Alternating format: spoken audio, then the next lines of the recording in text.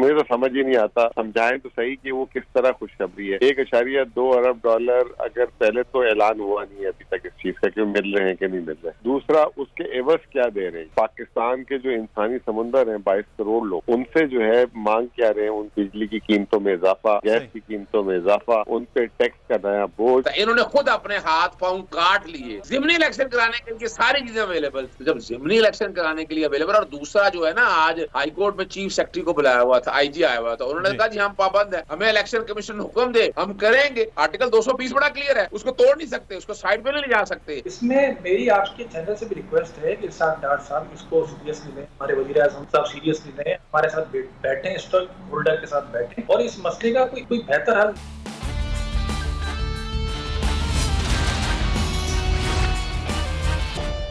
अस्सलामुअलैकुम। The special report with Mudassar Iqbal के साथ हाजिर खिदमत है।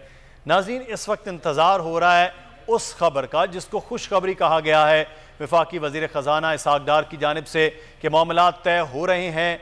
तय होने के बाद कौम को एक अच्छी खबर मिलेगी। सवाल कौम ये कर रही है कि वो अच्छी खबर क्या है। क्या पेट्रोल जो इस वक्त 250 रुपये है वो सस्ता हो जाएगा। वो डार साहब जो कह रहे थे कि डॉलर सस्ता होगा, उनके आने के साथ ही वो डॉलर महंगा हुआ है। क्या वो वाकई अब 200 रुपये पर डॉलर चला जाएगा। क्या पाकिस्तान में गरीब आदमी पर टैक्स नहीं लगेगा। गैस की कीमत कम, पेट्रोल की कीमत कम, बिजली की कीमत कम। क्या ये तमाम तर चीज़ें हैं जिसको खुशखबरी कहा जा रहा है, या फिर IMF से मिलने वाले 1.2 बिलियन डॉलर जो हैं वो पाकिस्तान के लिए खुशखबरी है, जिसके बाद एक महंगाई का नया तूफ़ान होगा, टैक्सेस महसूलात का एक पूरा निज़ाम होगा जिससे आम आदमी डायरेक्टली इफेक्ट होगा, जिसके बारे में दावा तो हुकूमत कर रही है कि आम आदमी पर बोझ नहीं डाल रहे हैं। इस पर हम बात करेंगे। हमारे साथ इस पाकिस्तान तहरीक इंसाफ के रहनुमा भी और माहिर मौशत भी मुज़म्मिल असलम साहब। बहुत शुक्रिया मुज़म्मिल साहब आपके वक्त का। वज़ीर ख़जाना कह रहे हैं खुशखबरी आ रही है कि मामलात हो रहे हैं, तो फिर सर ये खुशखबरी होगी कि 1.2 बिलियन डॉलर आ गए तो हालात पाकिस्तान के बेहतर हो जाएंगे। अल्लाह करे ऐसा हो जाए। मैं तो समझता हूँ कि हमारे जो वज़ीर ख़जाना है वो अभी भी 1990 की दहाइयों में रह रहे हैं और जो है वो मफलर डाल के जो है गले में आके जो है वो इस तरह के ऐलानात करते रहते हैं। और फिर जब नाकामी होती है खुशखबरी, कभी कह देते हैं कि खुशखबरी है, और जब उस चीज में नाकामी होती है तो वो भी PTI के गले में डाल देते हैं, जैसे गले में मफलर डाल के घूम रहे होते हैं। मुझे तो समझ ही नहीं आता, समझाएं तो सही कि वो किस तरह खुशखबरी है। 1.2 अरब डॉलर अगर पहले तो ऐलान हुआ नहीं है अभी तक इस चीज का कि मिल रहे हैं कि नहीं मिल रहे, ना उसकी तारीख का ना उसके वक्त का।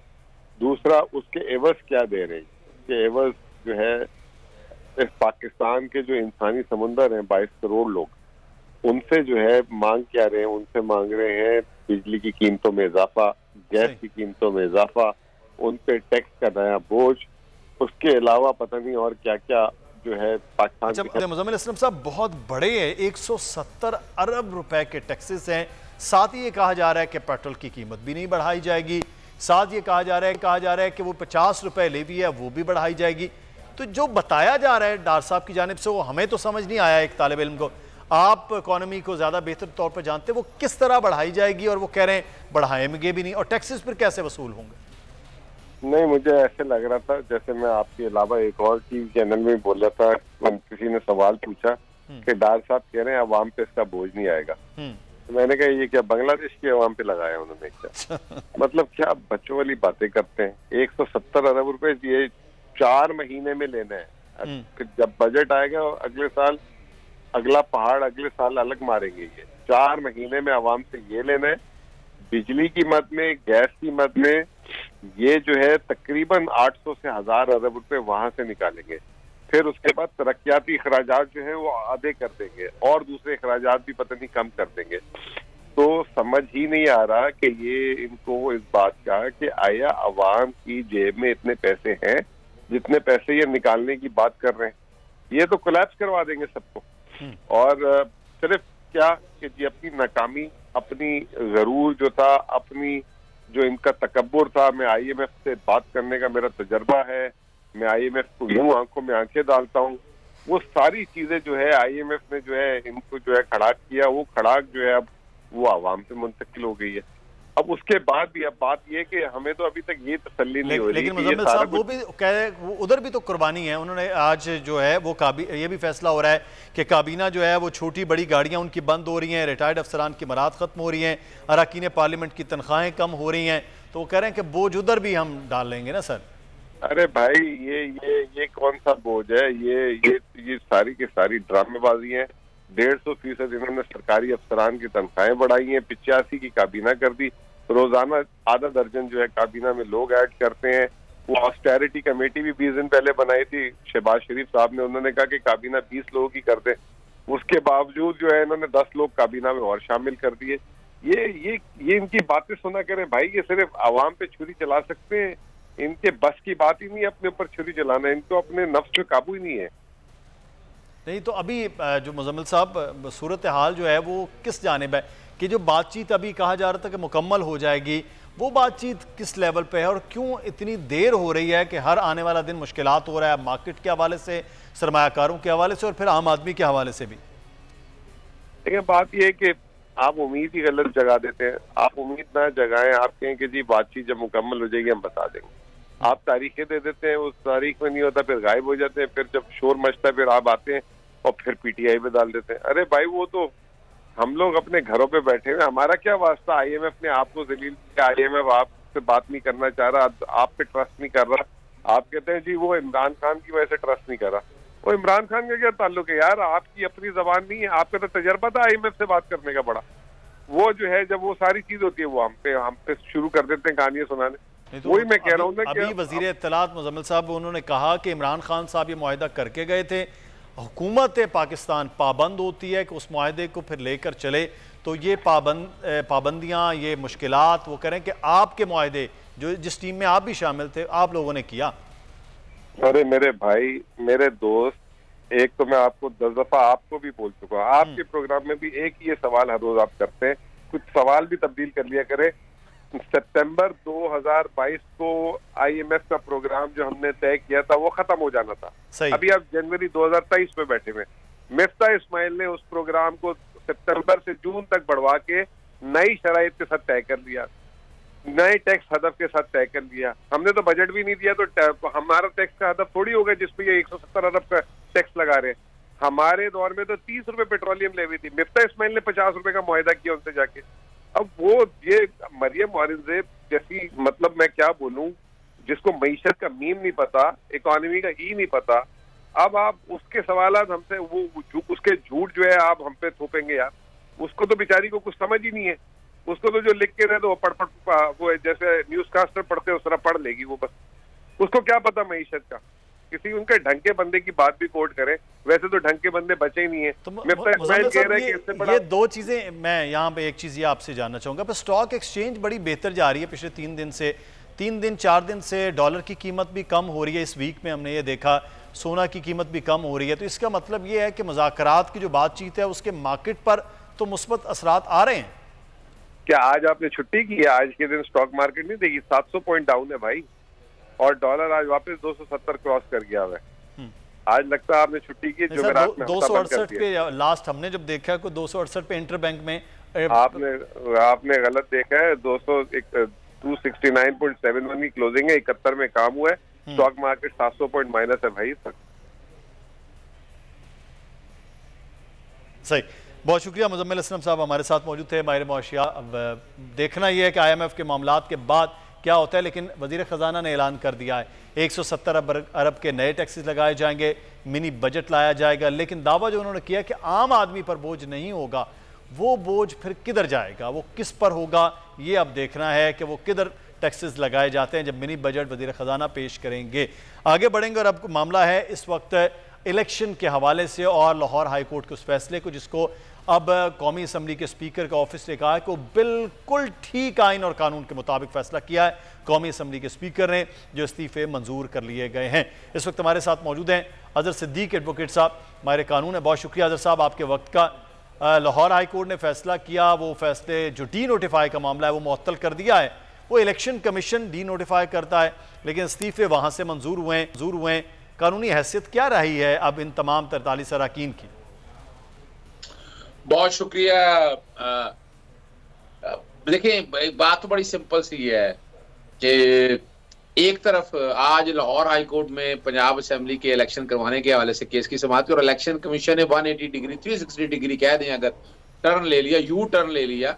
उन्होंने कहा जनरल इलेक्शन के लिए पैसे नहीं है, लॉ एंड ऑर्डर के सिक्योरिटी के इश्यूज है, पता नहीं था उनसे बहाना, कोई ऐसा बहाना नहीं है जो इलेक्शन कमीशन ने लाया और इलेक्शन कमीशन नाअहल साबित हो गया है आज इस कॉन्टेक्स्ट में कि इलेक्शन नहीं करा सकता। इतना बड़ा इलेक्शन कमीशन बनाने की जरूरत क्या है। और दूसरी तरफ जो है ये जो है ना बाई इलेक्शन का नोटिफिकेशन जारी कर दिया और इलेक्शन हो रहे हैं। वजह क्या है, वो पाकिस्तान तहरीक साहब ने जब कहा था कि जनाब हम असेंबलियों में आ रहे हैं, फौरी तौर पर इस्तीफे मंजूर, अगर इतने ही अक्लमंद होते, अगर इतनी शर्म और हया होती इस बात की कि पाकिस्तान में भी ऐसे हालात बड़े बुरे हैं, इस्तीफे मंजूर करने की क्या जरूरत पड़ी थी, क्या जल्दी पड़ी थी। यहां से नजर आ गया ना बदनीति है। और इलेक्शन कमीशन ने भी टाइम नहीं लगाया, फौरन डी नोटिफाई कर दिया। लाहौर हाईकोर्ट के सामने भी गया, अभी इस्तीफे दिए थे, इस्तीफे इन्होंने खुद कहा कि जनाब इस्तीफे जो है ना जी, मेरे पास एक एक बंदा है स्पीकर नेशनल असेंबली में, अब एक एक बंदा जाकर अगर ये काम करना चाहता है तो ये भागते फिर रहे, ये तो दौड़ते फिर रहे, तो इस तरह दौड़ा तो नहीं जा सकता ना। तो अब आइन और कानूनी तौर पर प्रोविजन थी कि इस्तीफा दिया, इस्तीफा वापस आपने लिया, मंजूर नहीं हुआ ना, या तो आप उस वक्त देते ना कि अपना मिसाल के तौर पर कि जनाब जब उसी वक्त ये पॉइंट ऑफ व्यू इस्तीफा मंजूर कर लेते 7 अप्रैल को, आपने ले लिया। आइन और कानून बड़ा वाज़ेह है।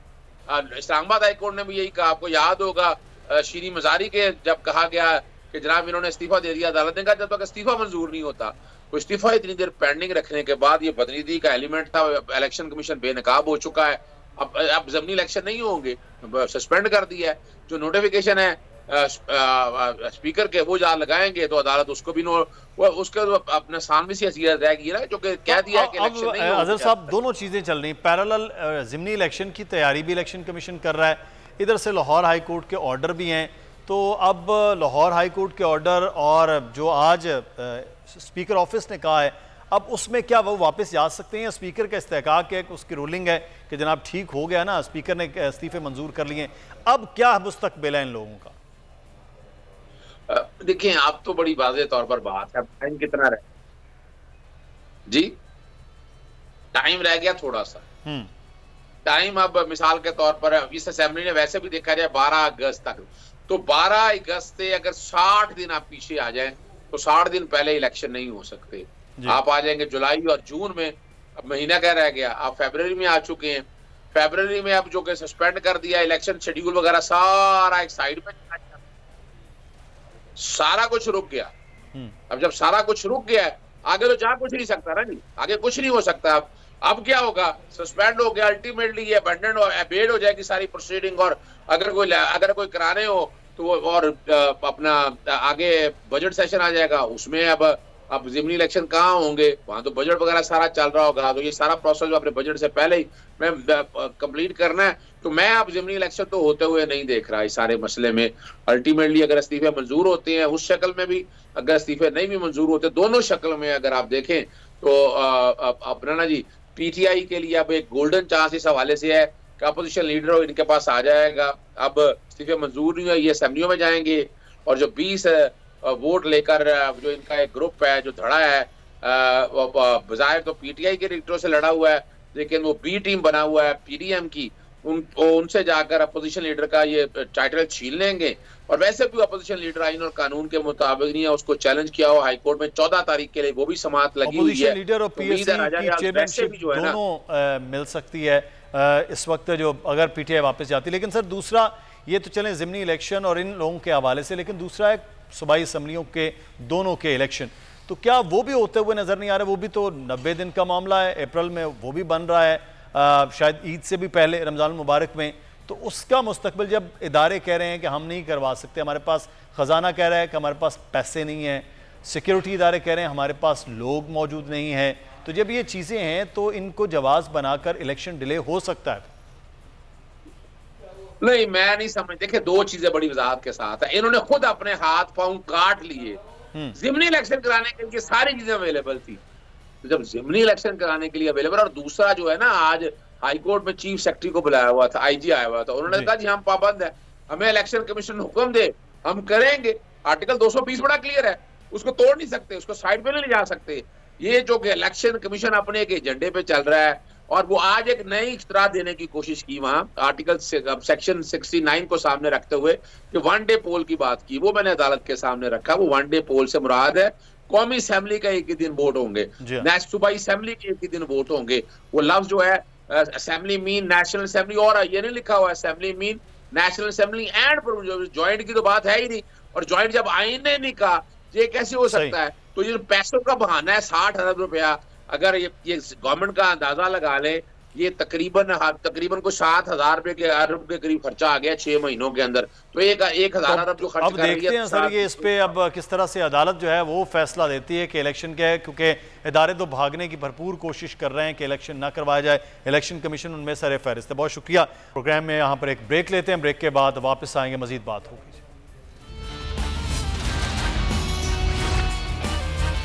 ब्रेक के बाद आपको खुश आमदीद कहते हैं। महंगाई के बायस कंस्ट्रक्शन इंडस्ट्री खासी मुतासर होती नज़र आ रही है, लेकिन स्टील यानी कि सरिये की कीमत में जिस तरह तेज़ी के साथ इजाफा हुआ है, जो लागत आ रही थी वो तकरीबन अब 1.5 गुना या 2 गुना तक वो पहुंचती हुई नज़र आ रही है। हम बात करेंगे, इस वक्त हमारे साथ मौजूद हैं नदीम जीवा साहब, वाइस चेयरमैन है आबाद के। बहुत शुक्रिया नदीम साहब आपके वक्त का। जिस पे बुकिंग हुई, अब वो कहा जा रहा है कि वो चीज़ें उस तरह से हो नहीं सकती हैं। स्टील सरिया की कीमत में इजाफा हुआ है, आबाद ने अब सोचा कि खरीदारी नहीं करेंगे, क्या करेंगे फिर सर? बिस्मिल्लाहिर्रहमानिर्रहीम, अस्सलाम वालेकुम। देखें, अगर आप पिछले 1 साल के पीछे चले जाएं तो सिर्फ सरिये की कीमत में जो कंस्ट्रक्शन कॉस्ट बढ़ी है वो तकरीबन 1500 रुपये के करीब बढ़ गई है। अब एक बड़ा सोचने की बात है कि किस तरह से प्रोजेक्ट कंप्लीट होंगे। जिस हमारे बिल्डर ने 6500 स्क्वायर फीट पे चीज़ें सेल आउट की हुई हैं, वो उसको आज घर में जो है 7,000 रुपये पड़ रही है, तो किस तरह वो बिल्डिंग कंप्लीट करेगा? और उसने बिल्डिंग कंप्लीट करना मसला नहीं है। देखिए, जहाँ कंस्ट्रक्शन रुकती है, आपको पता है, हम इसको बहुत लाइट लेते हैं कि सिर्फ कंस्ट्रक्शन इंडस्ट्री है ये। आपको ही पता है कि इस इंडस्ट्री से रिलेटेड 70 इंडस्ट्रियाँ चल रही होती हैं, और हुकूमत को भी इस बारे में सोचना चाहिए कि हम कब जागते हैं जब चीज़ें बिल्कुल डेड एंड पे पहुंच जाती है, फिर हम कहते हैं कि जी उसका सलूशन निकालते हैं। हम पिछले समय में 3-4 महीनों से हर फोरम पे, हर जगह मीडिया लेकिन नदीम साहब, हुकूमत कहे कि इंटरनेशनल मार्केट में बढ़ी है, फिर डॉलर की कीमत बढ़ने से, क्योंकि स्टील तो इम्पोर्ट हो रहा है जिसकी वजह से ये कीमत बढ़ी है, फिर इसको हुकूमत की क्या जिम्मेदारी कही जाए? देखिए, हुकूमत की जिम्मेदारी ये, हुकूमत एलसी नहीं खोल रही है।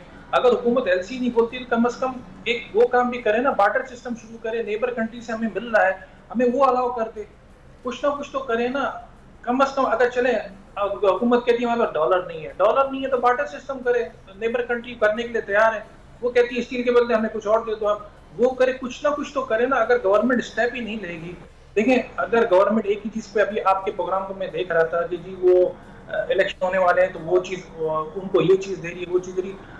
हम बिजनेसमैन हैं, बिजनेस करते हैं, इस मुल्क को सर्व करते हैं, टैक्स में सर्व करते हैं, सब चीज़ों में सर्व करते हैं। आप हमें क्या डिलीवर कर रहे हैं? हम किस तरह हमारी इंडस्ट्री को बचाएं, हमारी जो हमारे साथ इतने सालों से लोग काम कर रहे हैं। सर ये तो आपका मामला है ना कि, लेकिन इस वक्त जिन लोगों ने बुकिंग करवाई है वो भी तो परेशान। अगर आप काम रोक देंगे, टाइमली डिलीवर नहीं होगा, तो अब वो किस सजा भुगतेंगे, किस जुर्म की? फिर सर मुझे एक बात बताएं, मैं मिसाल के तौर पे एक प्रोजेक्ट डिजाइन करता हूँ तो डिजाइन करता हूँ कि 2 लाख में भी डिजाइन करता जी, उसके बाद उसका मैं जहन में रखता हूँ कि 2,40,50 तक चला जाएगा। लेकिन अगर 3.5 लाख चला जाएगा तो किस तरीके से वो प्रोजेक्ट बनेगा, किस तरीके से चीजें आगे बढ़ेंगी? सिर्फ स्टील नहीं है ना, सीमेंट भी है, बहुत सी चीजें आती हैं। और ये प्रोजेक्ट मैं आपको बताऊँ 3 महीने पहले से काफी प्रोजेक्ट स्टॉप हुए, और ऐसा लगता है कि और ज्यादा प्रोजेक्ट स्टॉप हो जाएंगे, जिससे काफी लोगों का सरमाया डूब जाएगा उसके अंदर। इसमें मेरी आपके चैनल से भी रिक्वेस्ट है कि इरशाद डार साहब इसको सीरियसली लें, हमारे वज़ीर-ए-आज़म साहब सीरियसली लें, हमारे साथ बैठें, स्टॉक होल्डर के साथ बैठें और इस मसले का कोई बेहतर हल निकालें। बिल्कुल, ये बेहतर हल की जानिब जाना चाहिए। उसके अलावा जो है वो सब पूरी इंडस्ट्री का भी वो कसूर है कि वो है। लेकिन एक चीज़ जो है जीवा साहब, वो यहाँ पर है कि इसका मतलब है अब सिर्फ हुकूमत का इंतज़ार किया जा रहा है और कोई हल इस जानिब नहीं है। देखें, हम क्या करें, आप खुद बताएं। हम इंपोर्ट हम नहीं कर सकते, बार्टर हमें अलाउ नहीं कर रहा, नेबर कंट्रीज हमें मिल सकता है, वो हमें अलाउ नहीं कर रहा। तो जब तक रियासत एक्टिव नहीं होगी हम क्या कर सकते हैं? ये तो रियासत का काम है, रियासत हमें फैसिलिटेट करे। इस वक्त जिस जिस स्टेज पे हमारी इंडस्ट्री पहुंची हुई है, तो उसमें जब तक रियासत हमारे ऊपर हाथ नहीं रखेगी, हम किस तरह काम कर सकते हैं। किसी भी इदारे का उसका पूरा उसको रिलाय होता है कि यार उसकी हुकूमत को सपोर्ट करेगी, कहीं ना कहीं जाके उसको, अब जो हालात इस वक्त आपको खुद पता आ गए, तो इस वक्त तो हुकूमत को हमें बुलाना चाहिए कि आप बैठे, हम इसका मसले का हल निकालते हैं। हम चीख रहे हैं, हम कह रहे हैं कि जी हमें वक्त दो, हमारा मसला हल करो, बल्कि सर आप तो आइडियल सिचुएशन की बात करें, हुकूमत को बुलाना चाहिए, आपसे बात करना चाहिए। इतनी बड़ी इंडस्ट्री इस वक्त परेशानी है, हुकूमत तो शायद किसी से भी बात करने के लिए तैयार नजर नहीं आ रही है, आम आदमी पिस रहा है और बिजनेसमैन भी। बहुत शुक्रिया शिवा साहब हमारे साथ मौजूद थे, वाइस चेयरमैन आबाद। प्रोग्राम से मुदस्सर इकबाल को इजाज़त दीजिए, अपना ख्याल रखिएगा, अल्लाह हाफिज़।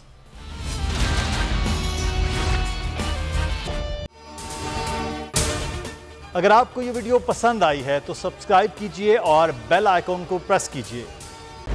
खूने नाहक बहुत पी चुकी ये जमीन, अब कोई दिन में ये खून उगलने को है। खत्म हो जाएगी ये तमाशागरी, वक्त पलटेगा रोजे जजा की तरह। ये जो पेशावर में ताजा लहू है बहा, एक क़यामत करेगा फलक पर बपा। गम की सलमनाक घड़ी में बोल सानह पेशावर में शहीद होने वालों के लवाहिकीन के साथ। सब्सक्राइब करें और बेल दबाएं ताकि कोई खबर रह न जाए।